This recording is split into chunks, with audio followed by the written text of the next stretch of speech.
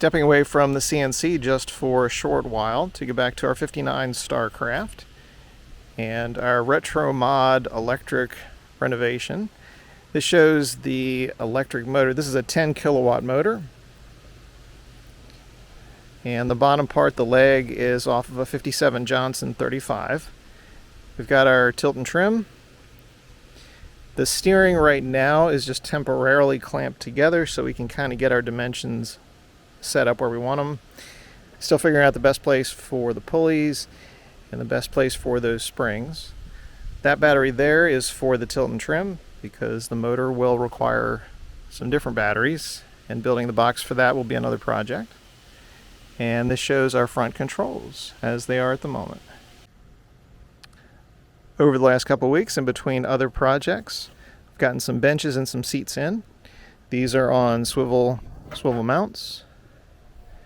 As far as the benches go, these are PVC sections that have stainless steel hardware and are epoxied to the supports underneath. As far as the width on these, obviously they don't go the whole way across.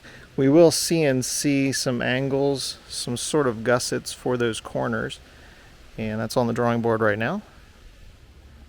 Let's take a closer look at that throttle and show you where we are on that. The steering on this old 59 is cable and pulley blocks.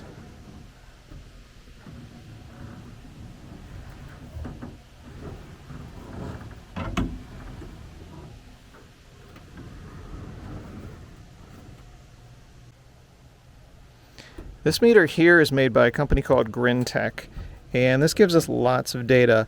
Most interestingly with this gauge, instead of a state of charge, which we might install somewhere along the dash when we get to making this look real pretty, this gauge is sort of a clock that records how many amp hours of battery use you've gone through. So it keeps track, keeps a tally of how many amp hours you've used, as well as telling you the wattage and the demands and everything that you're using at that moment. So it's really cool with a lot of useful data. For the throttle control for the motor, I put a lot of time into this. I wanted to use something that was period correct for the time. So I found this for 10 bucks on eBay, this old Johnson's Shipmaster throttle controller. And ideally I wanted to have the rheostat, the potentiometer inside the box here, but there just wasn't enough space in this one. So this is why we did this way. And this is epoxied to the back.